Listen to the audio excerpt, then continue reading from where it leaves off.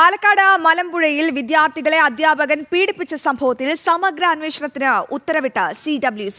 ഗൗരവത്തോടെ നടപടികൾ സ്വീകരിക്കുകയാണെന്ന CWC നിർദ്ദേശം.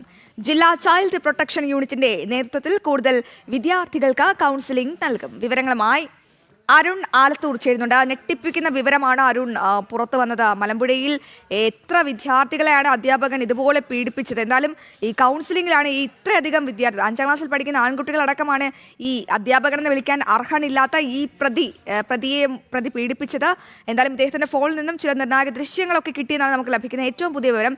എന്തായാലും ഒരു സമഗ്ര അന്വേഷണം ഇതിൽ ആവശ്യമാണ്. എന്തായാലും ആ അന്വേഷണത്തിന് ഉത്തരവിട്ടിരിക്കുകയാണ് CWC. എന്തൊക്കെ കാര്യങ്ങൾ നിരീക്ഷിച്ചുകൊണ്ടാണ് CWC ഇത്തരം ഒരു നിർദ്ദേശം മുന്നോട്ട് വെച്ചത്? ഇനി എന്തായിരിക്കും തുടർ നടപടികൾ? അരുൺ.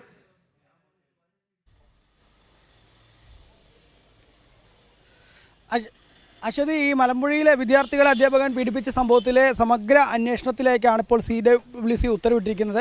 ഗൗരവത്തോടെ നടപടികൾ സ്വീകരിക്കുകയാണെന്നുള്ളതാണ് CWC പറയുന്നത്. ജില്ലാ ചൈൽഡ് പ്രൊട്ടക്ഷൻ യൂണിറ്റിന് കൂടുതൽ വിദ്യാർത്ഥികൾ കൗൺസിലിംഗ് നൽകാൻ നിർദ്ദേശം നൽകിയിട്ടുണ്ട്. മാത്രമല്ല, അധ്യാപകനെതിരെ പരാതി നൽകിയ വിദ്യാർത്ഥികൾക്ക് കാവലും സുരക്ഷയും ഒരുക്കും എന്നാണ് പറയുന്നത്. അധ്യാപകനെതിരായ പരാതികൾ വളരെ ഗൗരവത്തോടെ കൈകാര്യം ചെയ്യുമെന്നാണ് പോലീസിന് നിർദ്ദേശം നൽകിയിരിക്കുന്നത്.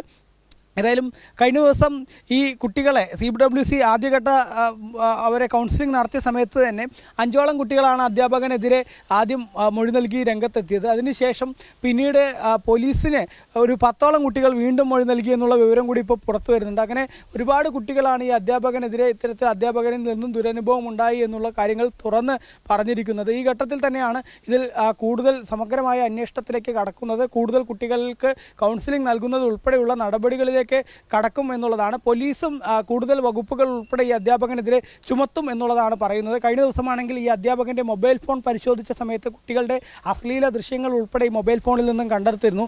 ആ സാഹചര്യത്തിൽ മൊബൈൽ ഫോണാണെങ്കിൽ ഫോറൻസിക് പരിശോധനയ്ക്ക് അയക്കുകയും ചെയ്തിട്ടുണ്ട്. നിലവിലേതായാലും കൂടുതൽ കുട്ടികൾ ഇത്തരത്തിൽ ഈ അധ്യാപകനെതിരെ മൊഴി നൽകി രംഗത്ത് വരുന്നു എന്നുള്ളത് വളരെ ഞെട്ടിക്കുന്ന സംഭവമാണ്. ഇന്നലെ രാവിലെയും നമ്മൾ വാർത്ത റിപ്പോർട്ട് ചെയ്യുമ്പോൾ CWCക്ക് മുൻപാകെ ഒരു 5 കുട്ടികൾ മൊഴി നൽകി എന്നുള്ളതായിരുന്നു. പക്ഷേ ഇപ്പോൾ 5 കുട്ടികളല്ല, ആ 5 കുട്ടികൾക്ക് പുറമെ ഒരു 10 കുട്ടികൾ കൂടി ഇപ്പോൾ മൊഴി നൽകിയിട്ടുണ്ട് എന്നുള്ള വിവരം കൂടി വരുന്നുണ്ട്. അത് CWCക്ക് മുമ്പിലല്ല, വനിതാ പോലീസിൻ്റെ മുന്നിലാണ് 10 കുട്ടികൾ കൂടി ഈ അധ്യാപകനെതിരെ മൊഴി നൽകിയിരിക്കുന്നത്. അധ്യാപകനിൽ നിന്ന് മോശം അനുഭവം ഉണ്ടായി എന്ന് തുറന്നു പറഞ്ഞുകൊണ്ടാണ് കുട്ടികൾ ഈ മൊഴി നൽകിയിരിക്കുന്നത്. ഏതായാലും സമഗ്ര അന്വേഷണത്തിലാണ് വിഷയത്തിൽ CWC കടക്കുന്നത്.